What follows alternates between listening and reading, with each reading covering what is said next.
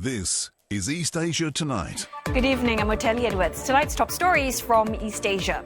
China and Japan welcome a 10-day ceasefire between Lebanon and Israel, as President Trump says an Iran deal could be close, with talks as soon as this weekend. Now, the leaders of UK and France to co-chair a 40-nation virtual summit, excluding Iran and the US, to push for plans to reopen the Strait of Hormuz. South Korea's President Lee is also expected to attend. Now, Beijing looks to ramp up efforts to diversify energy imports and boost reserves as it prepares for what it calls an emergency situation driven by the Iran conflict and amid strained global supply. Also, China moves to strengthen strategic ties with Vietnam, spanning rail, security and tech, after high-level talks led to 32 new agreements. Also, Chinese liquor giant Kweichow Moutai reports a drop in sales and profit for 2025, its first such decline since its 2001 Shanghai listing.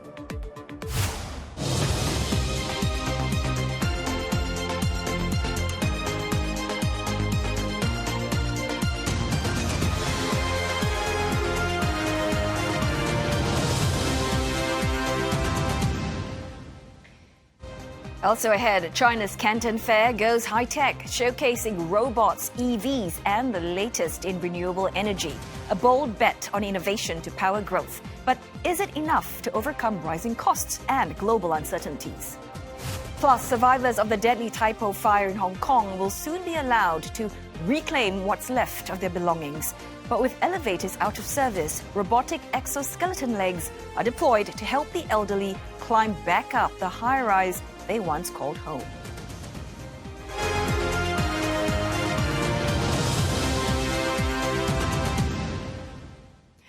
Countries have welcomed a ceasefire between Israel and Lebanon that has paused 6 weeks of fighting involving Israeli troops and Iran-backed Hezbollah.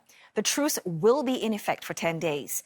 Well, U.S. President Donald Trump says that his administration is working to achieve lasting peace between the neighbors and has also invited leaders from both sides for talks at the White House.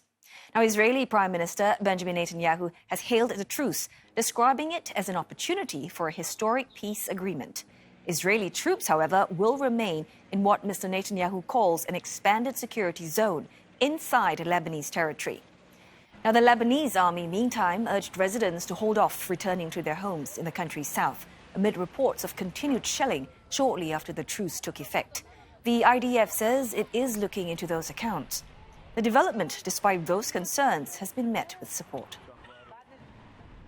中方欢迎一切有助于停火止战的努力，希望相关方以负责任态度保持停火和谈判势头，通过政治外交途径化解争端。 Japan, too, hailed the pause as a positive move towards stabilizing the Middle East. 今回の合意が米国・イラン間の協議を含む地域情勢に与える影響を注視しますとともに、この合意が維持され、さらなる地域の平和と安定につながることを強く期待をするものでございます。 Well, this evening, leaders of the UK and France will chair a meeting of about 40 countries to push forward plans to restore freedom of navigation in the Strait of Hormuz. The South Korean President Lee Jae-myung will be among the participants.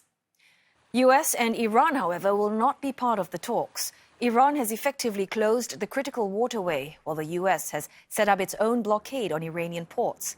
Downing Street says British Prime Minister Keir Starmer is expected to tell the meeting that the unconditional and immediate reopening of the strait is a global responsibility. Well, the meeting will also be addressing economic challenges facing the shipping industry.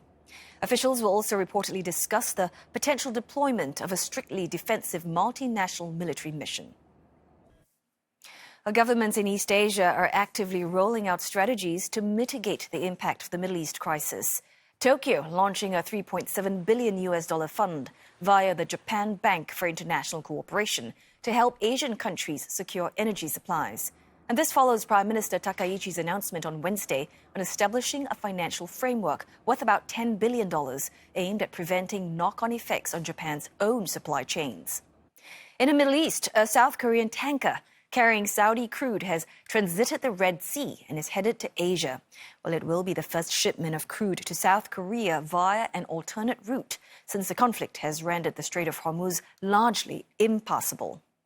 President Lee Jae-myung called the development a valuable achievement as he reiterated that the government is doing all it can to address the energy crisis. Now, as for China, it is looking to ramp up the diversification of its energy imports as well as its reserves. The state economic planner said that it will help the country to better adjust to energy shocks, with global supplies remain strained by the ongoing Iran conflict. And this all comes amid government measures to help cushion the impact of the energy shock.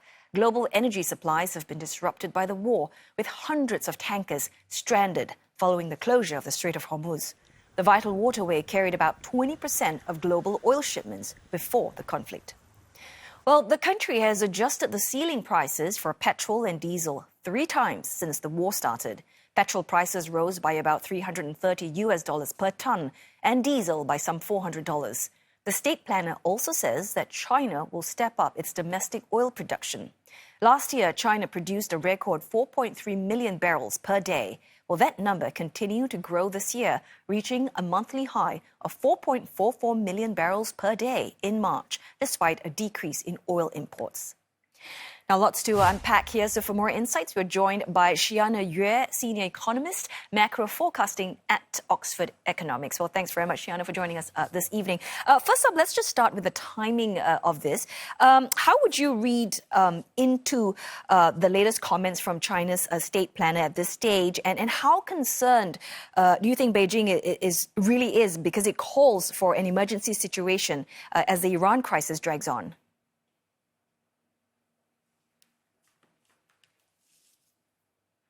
Yes, thank you for having me. In terms of how I read what has been announced today, it's not so much about them being panicky, but rather it's more seen as a preemptive signaling on their side. So China, after all, is a very huge importer of oil, or rather majority of its oil is imported. Roughly 70% of all of its oil comes from foreign sources. So whatever happens geopolitically does have quite a lot of bearing on basically how China's authorities plan. So that's where we are at right now. It's more to reassure markets that there is something that the government is clearly keeping an eye on. But at this current state, it's not something that they are overly, I think it's not something they're overly concerned. It's just to give that signal. But if we talk about China's broader strategy here, it's already invested pretty heavily in renewables, as we know. But what is the next phase of diversification? What do you think that looks like going forward? Yeah, so in terms of diversification, I think in where China is right now, of course, renewables is one of the few ways that it can diversify. But but more broadly, it's not just renewables. It's also about the kind of suppliers that it has. So it can also diversify away just from Iran, for example, to other parts of the Middle East. It can go even further abroad to Latin America and Africa, for example, and perhaps even increase the kind of relationship it currently has with Russia. Yeah, also, in terms Xiana, of energy types. Yeah, because I mean, just building on that, right? I mean, as China broadens its supply mix, do you then see this as a sort of a longer-term shift away from specific choke points like the Strait of Hormuz, and the influence that comes with that particular strait? Yes, I think that's definitely something that Chinese authorities or even any government generally have been trying to move towards.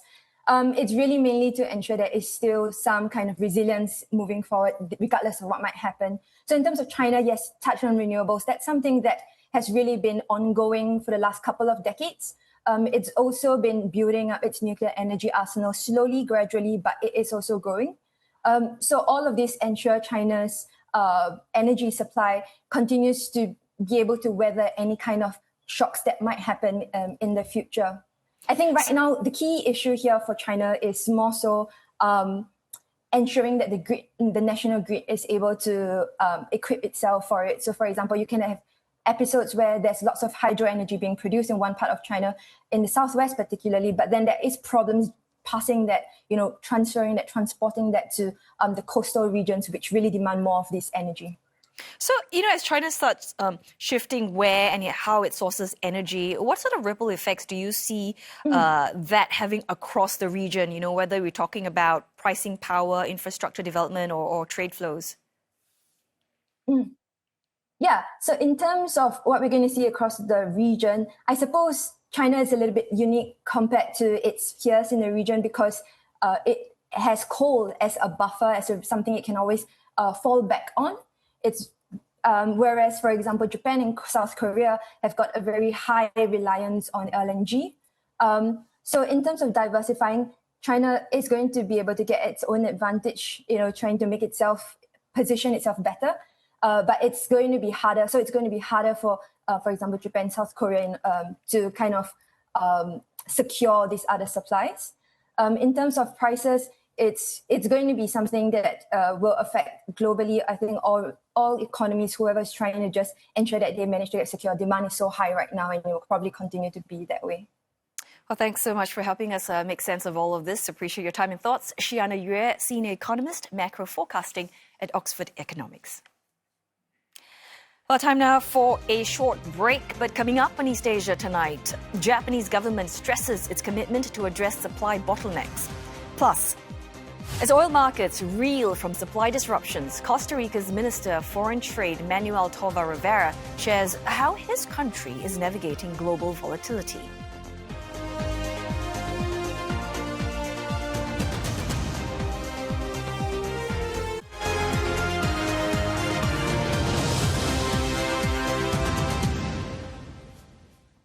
Hello again. Good to have your company on East Asia tonight. Well, you're just in time for some business news with Olivia Marzuki. And Liv, I know you've been busy tracking all the earnings from China's top baijiu maker, and the numbers apparently look sobering. Sobering is the right word, Oteli. So Kweichow Moutai has reported weak earnings, and this is underscoring the weak consumer demand in China.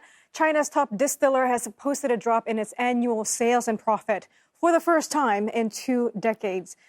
Kweichow Moutai's revenue for 2025 dropped 1.2%, while net profit dipped 4.5%. Now, the results were well below market expectations and the company's own guidance. Kweichow Moutai did not provide a revenue target for 2026 in its earnings release. The company is known to be a bellwether for China's baijiu industry. That is liquor, which has long been integral to Chinese culture and a prize as a luxury gift, especially among older business people. But Kweichow products have been facing a protracted period of weak demand from the younger generation. The Chinese government's recent crackdown on lavish banquets has been eroding at the company's sales as well. That disappointing result also highlighting the deepening weakness in consumer spending in China. Shares of Kweichow Moutai dropped by as much as 4.3% following its earnings release. It was also knocked out one of its titles as the mainland's highest priced stock. Laser chip maker Yuanqie Semiconductor has taken that over after it climbed to an all-time high on enthusiasm for artificial intelligence. A stellar start for one of Hangzhou's so-called 6 little dragons. Shares of Chinese design software firm Minicore Tech surged by as much as 185% at one point in their Hong Kong debut after raising more than 1.2 billion Hong Kong dollars. That's about 156 million US dollars from its IPO. Founded in 2011, the company has reportedly grown into China's largest spatial design software provider, with a market share of around 23%. Its products are used in homes and offices, to retail stores and commercial projects. The company said it plans to use part of its listing proceeds to expand overseas, especially in South Korea, Southeast Asia, the US, India, and Japan. Now, the firm's strong showing is a sign of strong investor appetite for China's next wave of AI-linked firms. And it comes amid a boom in Hong Kong tech IPOs. Japan's government has made another attempt to reassure the public of the country's energy supply situation. Its industry minister said bottlenecks arising from the war in Iran can be resolved within days.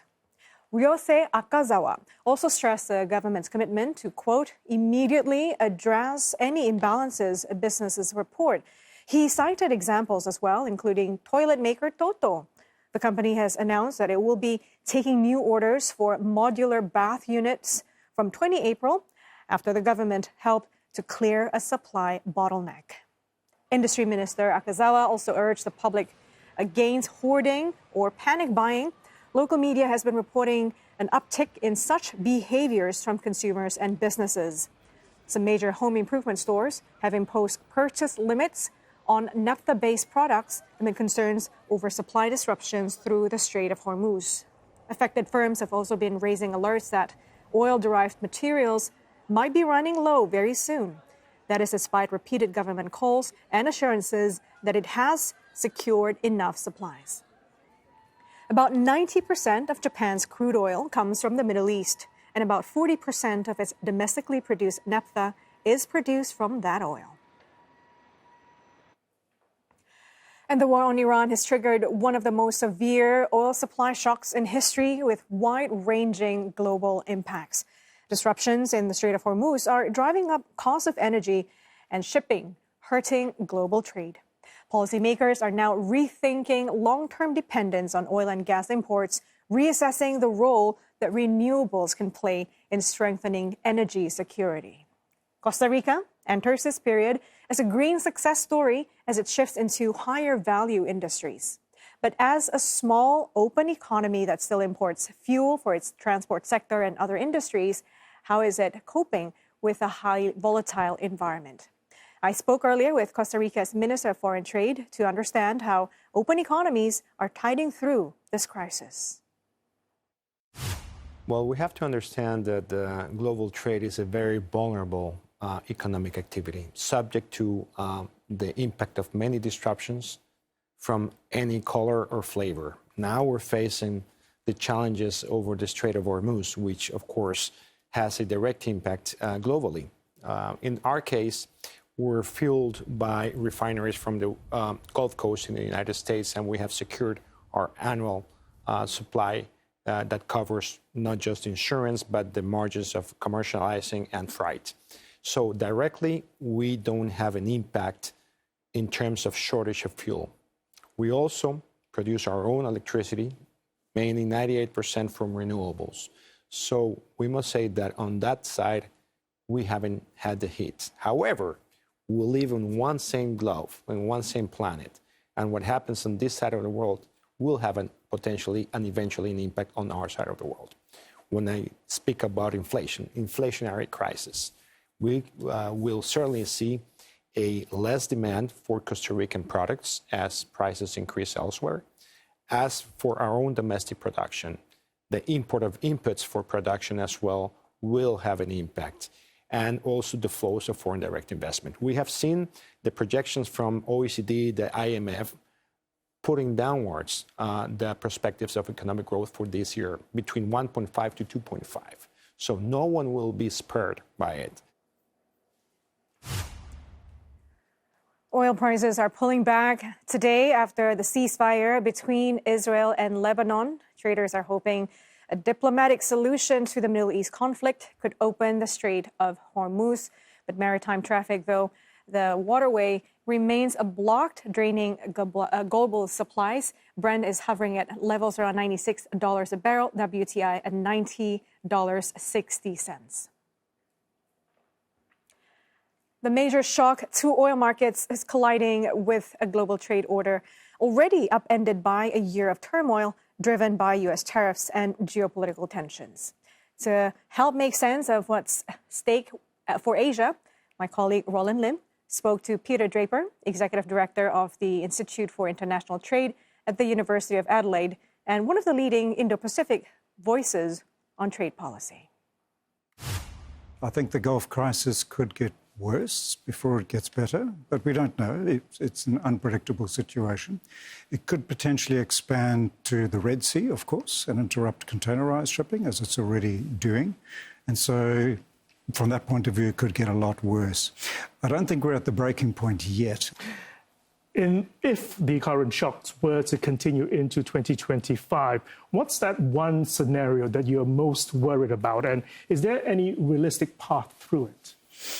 I think what worries me most is a wider expansion of the war, particularly to the Bab el-Mandeb Strait in the Red Sea, and a sustained lockdown of the Strait of Hormuz, lasting through to December or potentially longer than that.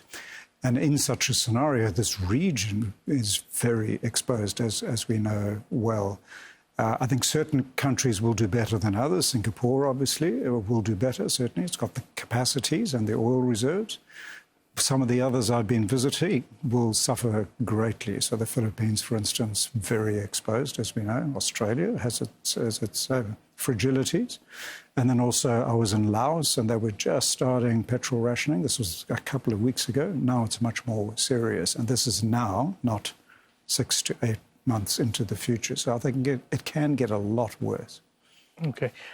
But you've also argued that this story isn't just an energy story alone. I mean, what are the quiet trade flows that are likely to actually be affected by this crisis? Depending on how long it lasts, if it's sustained, I would worry about the semiconductor industry and related industries, thinking particularly Taiwan and its access to commodities such as helium and naphtha, which are essential in the semiconductors production process, and sourced previously almost entirely from the Gulf region. And it's that semiconductors-related trade that's really been driving regional export success in the context of the tariffs, the US tariffs that have suppressed some of the other trades. So, and Singapore is a big exporter of semiconductors, of course, so that's got to be a concern. Supply chain resilience versus efficiency. I mean, for decades, Asia has been profitable simply because of lean, just-in-time supply chains. Today, the key word is resilience. So is that old model broken? And what does rebuilding of resilience actually mean for the man on the street in Asia? And I think certainly the region has demonstrated resilience in that context, whether it's COVID you're talking about, or the Trump 1 tariffs, or even the Trump 2 tariffs. But the just-in-time model versus now the economic security imperative, which is just in case, this is quite a different world we're moving into. But I also think that that's a supply chain by supply chain proposition. So certain supply chains are going to be more sensitive for national security or economic security reasons than others. For example, clothing and textiles, I don't think constitutes a national security threat. Semiconductor trade, dual use, military applications, that's much more in the frame.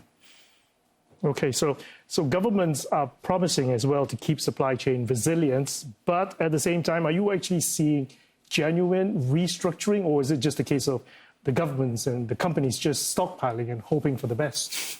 I think it's probably a case of both. Certainly there's been a lot of restructuring of the semiconductors trade, and you've seen some big beneficiaries from that, Taiwan particularly, but Malaysia as well.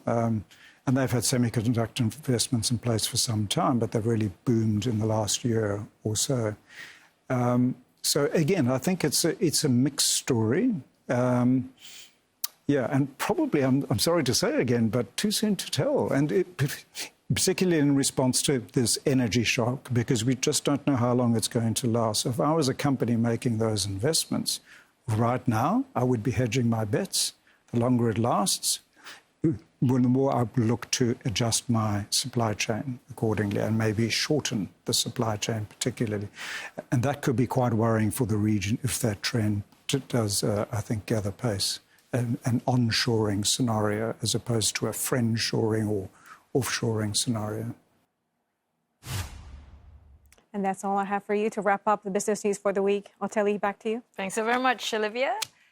Right, on that note, we're going to zip out for another break, but coming up on East Asia tonight, Japan set to join Exercise Balikatan, the biggest drills hosted by the US and the Philippines. But for the first time ever, it is deploying combat troops.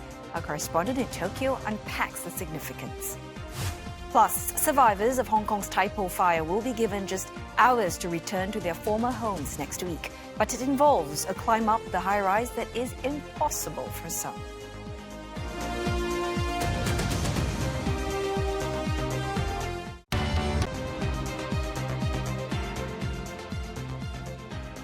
You're watching East Asia Tonight, and here are the headlines we're following.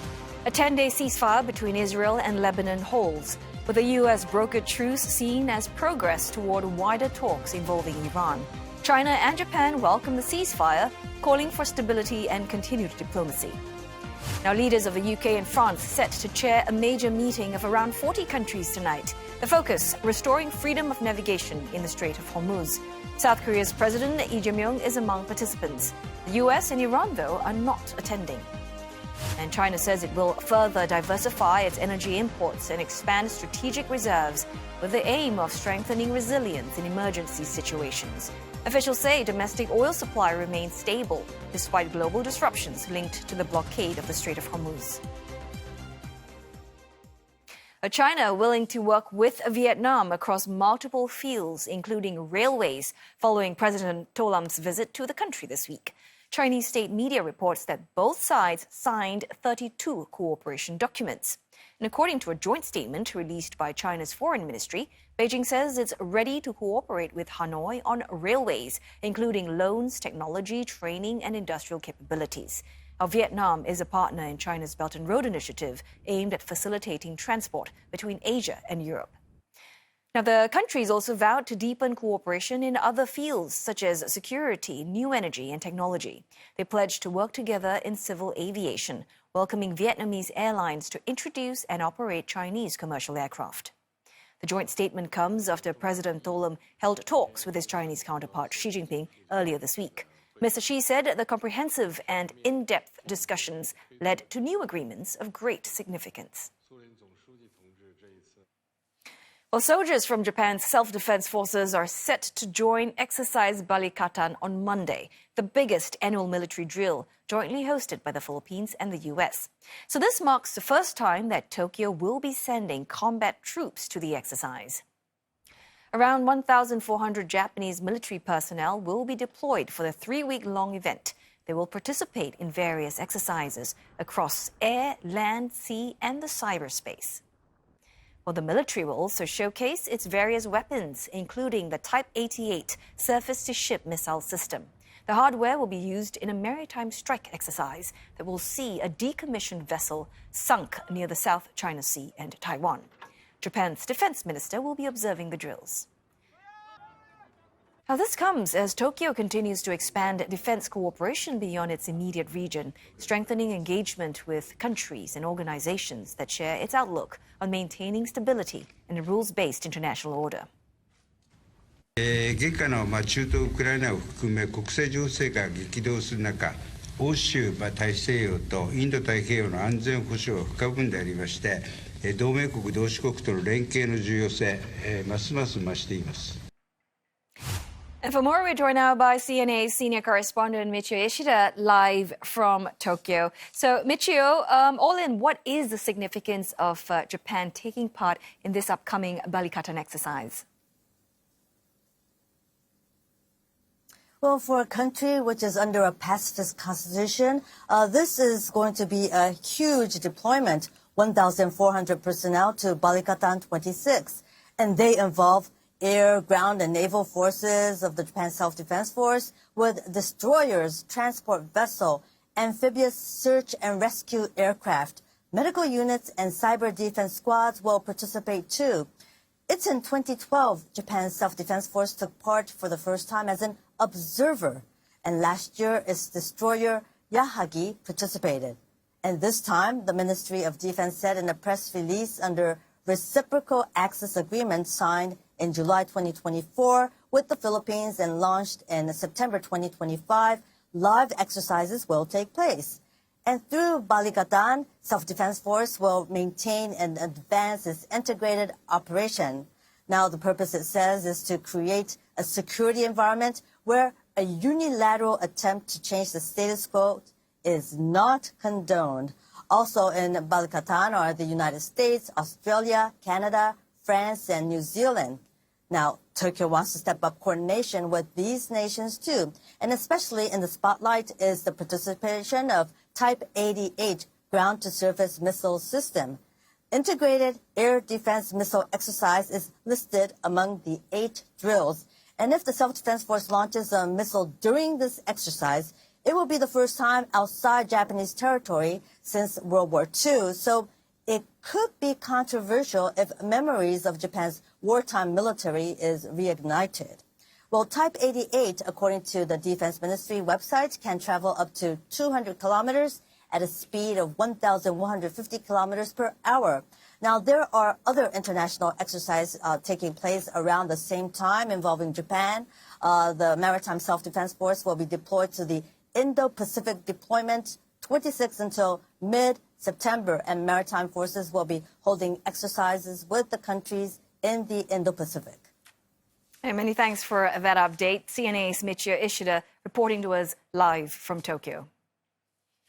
Now, in other news, South Korea says it was not aware of any U.S. protests following a report that suggested Washington was unhappy over the disclosure of a North Korean nuclear site. The South Korean Unification Minister Chung Dong-yong, at a parliamentary session last month, revealed a third uranium enrichment facility in North Korea's northwestern region of Kusong. Now, the Donga Ilbo reported that the U.S. conveyed displeasure to South Korea thereafter. The newspaper added that Washington had indicated it would partially limit North Korea-related intelligence sharing with Seoul. South Korea's Unification Ministry has responded, saying that it explained the background of Mr. Chung's remarks after an inquiry from the U.S. Embassy in Seoul. The ministry also said that the U.S. side had accepted the explanation, adding that it was not aware of any intelligence sharing curbs related to the minister's comments. The U.S. Embassy has yet to comment on the matter. South Korea says the North Korean economy is showing signs of recovery, pointing to Pyongyang's deepening trade and economic ties with Beijing and Moscow. The assessment was made in a new report released by South Korea's Unification Ministry. And the report also outlined Seoul's plan in developing relations with Pyongyang to the end of the decade. China has long been North Korea's main economic backer, while Pyongyang has drawn closer to Russia since the start of its invasion of Ukraine back in 2022. Analysts say that North Korea has received economic and military technology assistance from Russia in exchange for sending troops and ammunition to help Moscow fight Ukraine.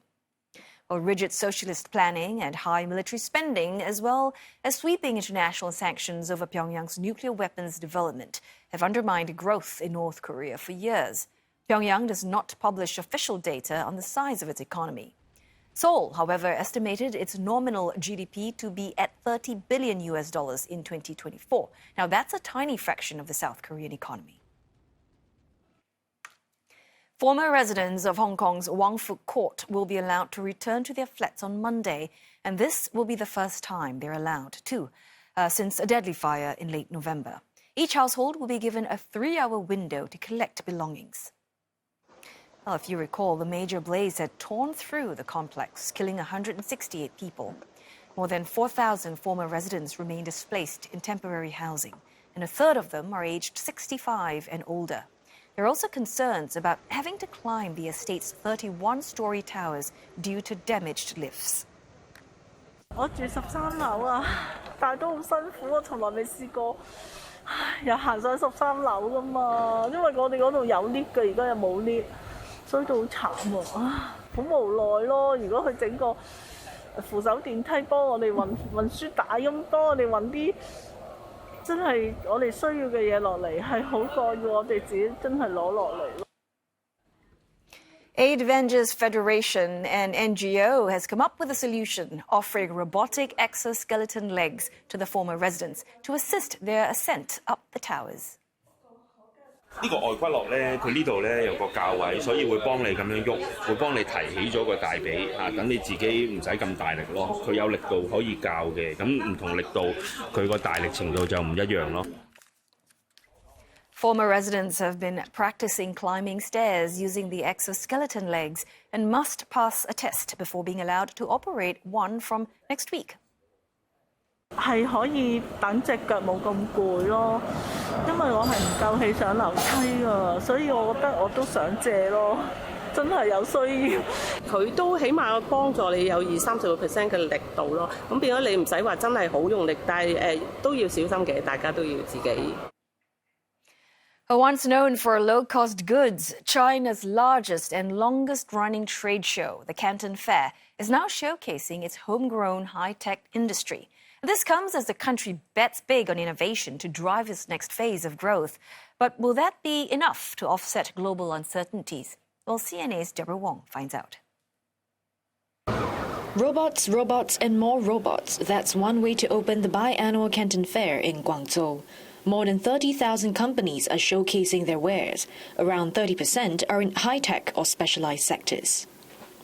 China, they produce all the technology. I am interested in drone and how you can use the drones like for agriculture, for building, for connection. Teacher AI that can teach the young generation learning languages like English, Chinese. Is that something you might bring back? For sure, why not? They also want to know more things about what's happening in the world.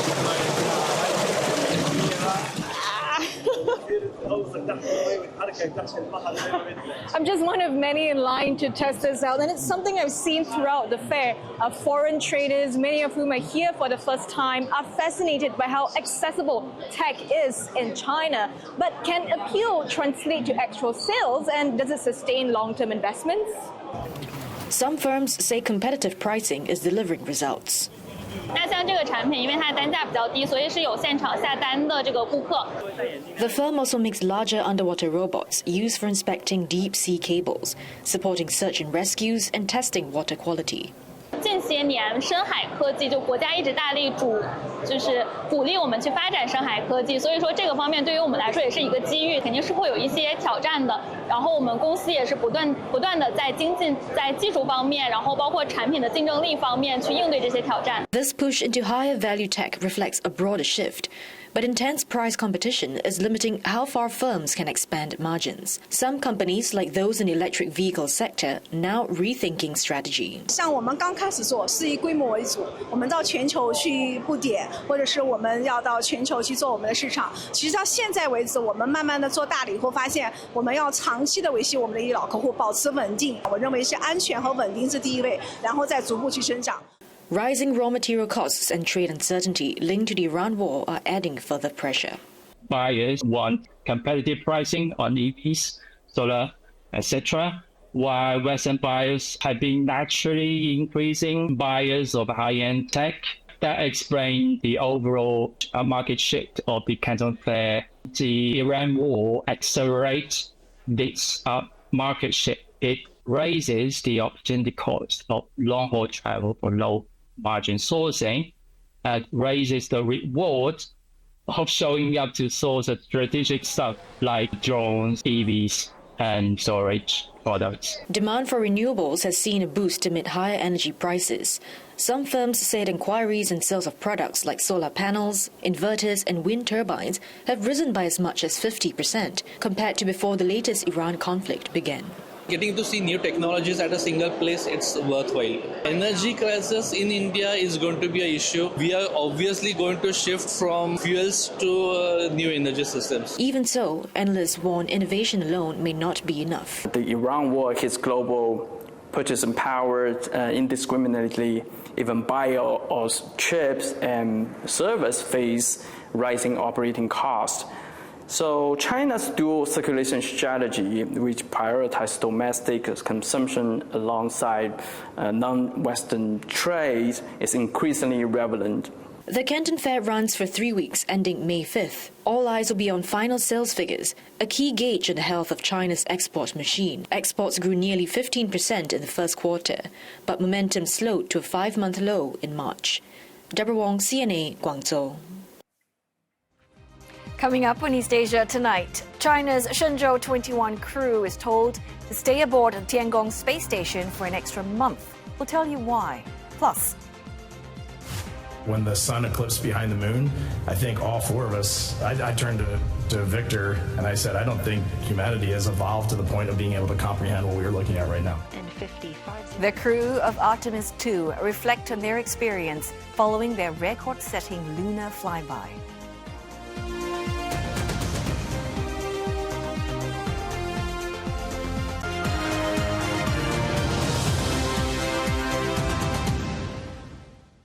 Almost a week after landing safely in the Pacific Ocean, the Artemis II astronauts have been reflecting on their successful mission around the moon. Well, the mission began with a spectacular launch on the 1st of April. The Orion capsule with 4 crew members on board traveled the furthest distance in space by any humans from Earth. The record-breaking journey lasted around 10 days before making a splashdown in the Pacific Ocean last Saturday. At a NASA press conference, the astronauts described their experiences as extraordinary. There are just so many amazing experiences we had. But overall, where I keep coming back to is what kept grabbing my attention when the lighting was right and we were looking out the window is that I kept seeing this depth to, I guess, the galaxy, for what we were visually observing out there, this depth to the galaxy that I just had never experienced before. The thing that might be hardest to convey, no matter what the platform, would be how much it meant to us to bring everyone along with us and how much it meant to us to hear that the mission had an impact. Well, the crew of the Shenzhou 21 spacecraft will be staying in space for an extra month. The decision comes after careful evaluation and assessment from the China Manned Space Agency.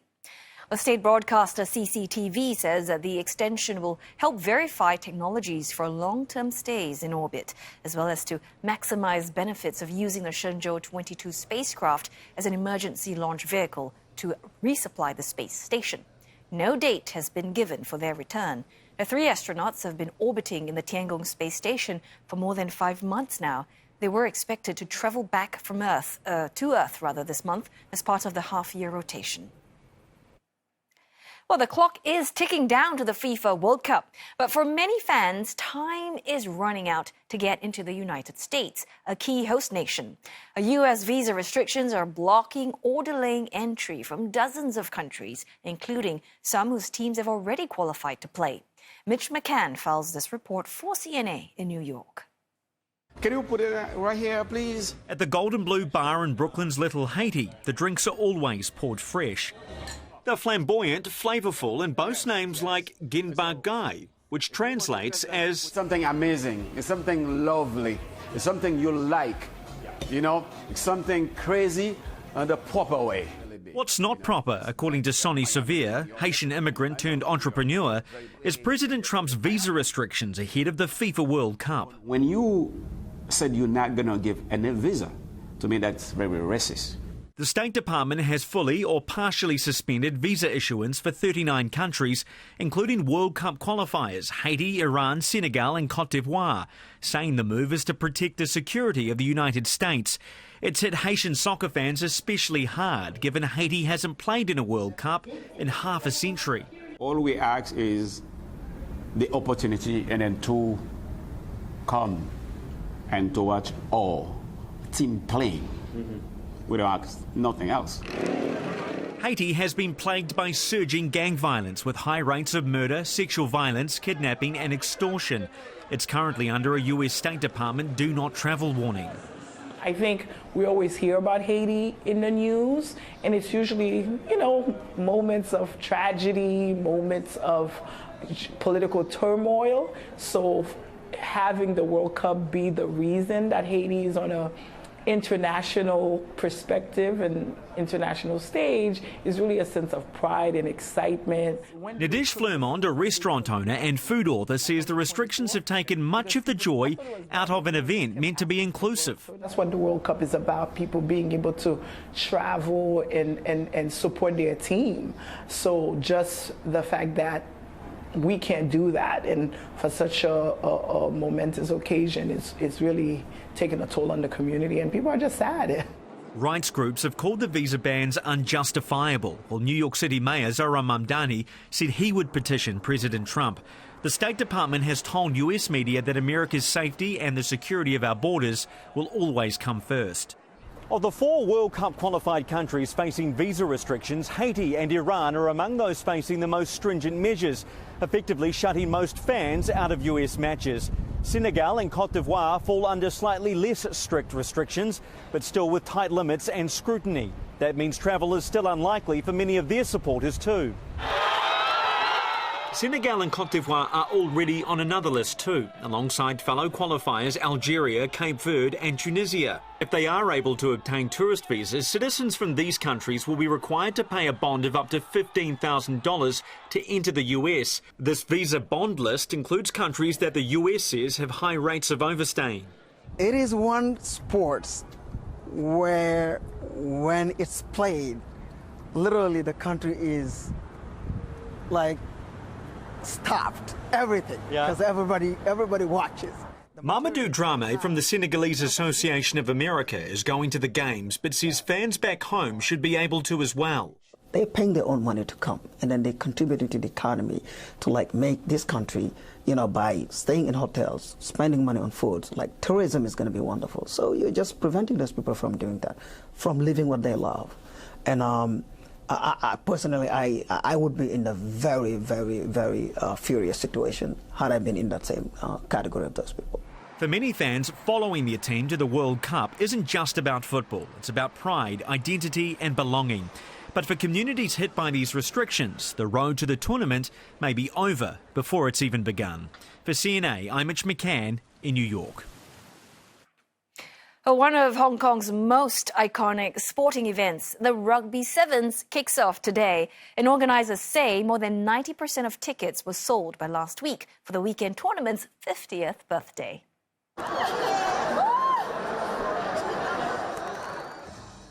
The Hong Kong Sevens forms the first leg of a world championship that attracts teams from around the world.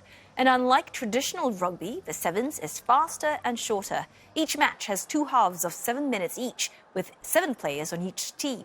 Now, it is a big tourist draw card for Hong Kong, but some visitors say the crisis in the Middle East has made travel harder this year.